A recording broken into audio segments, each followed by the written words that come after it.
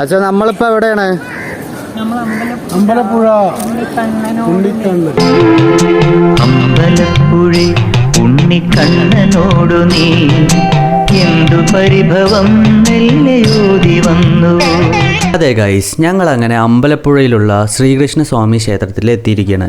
ഞങ്ങളൊരു ട്രാവലർ നിറച്ചും ആൾക്കാരുണ്ട് കേട്ടോ, 18 പേരുണ്ട്. ഞാനിവിടെ എത്തിയപ്പോൾ തന്നെ എൻ്റെ ശ്രദ്ധ പോയത് ഈ ഇളനീരിലോട്ടാണ്. അച്ഛനോട് പറഞ്ഞപ്പോൾ അത് പിന്നെ നോക്കാമെന്ന് പറഞ്ഞ് അച്ഛൻ എന്നെ കൺവിൻസ് ചെയ്തു ഗൈസ്. അപ്പോൾ ഗൈസ്, ഈ ഫ്രെയിമിൽ ഇതാ ഓടിച്ചാടി നടക്കുന്ന ചെക്കനാണ് ഞാൻ.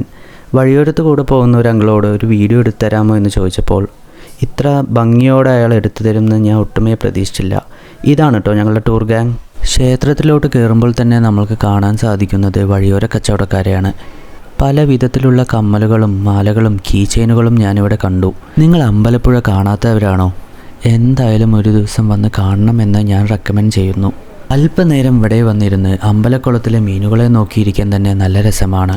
ദർശനം കഴിഞ്ഞ് പുറത്തിറങ്ങി ഞാൻ കാണുന്നത് അമ്മയുടെ കയ്യിൽ അച്ഛൻ വളയിട്ട് കൊടുക്കുന്നതാണ്. വഴിയോര കച്ചവടക്കാരുടെ കയ്യിൽ നിന്ന് വാങ്ങുന്ന ഒരു വളയാണ് നിങ്ങൾ കാണുന്നത് ഗായ്സ്. അതിനുശേഷം ടൂർ ഗാങ്ങിലെ അമ്മമാരുടെ ഒരു ഫോട്ടോഷൂട്ടും കഴിഞ്ഞ് ഞങ്ങൾ തിരികെ മടങ്ങി. പോകുന്ന വഴിയിൽ ഞാൻ പറയാതെ തന്നെ അച്ഛൻ എനിക്ക് ആ കരുക്ക് വാങ്ങിത്തന്നു. ഞാൻ കുടിച്ച കരുക്ക് 2ആയി മുറിച്ചു തരാമെന്ന് പറഞ്ഞ് ആ അമ്മാവൻ അത് മുറിച്ചു തരുന്ന ദൃശ്യമാണ് നിങ്ങൾ കാണുന്നത്.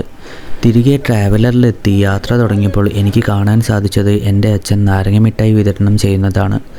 അതിൽ നിന്ന് ഞാനൊരു ഓറഞ്ച് നാരങ്ങ മിഠായി എടുത്തു. അച്ഛൻ്റെ പുഞ്ചിരി ഞാൻ കണ്ടു.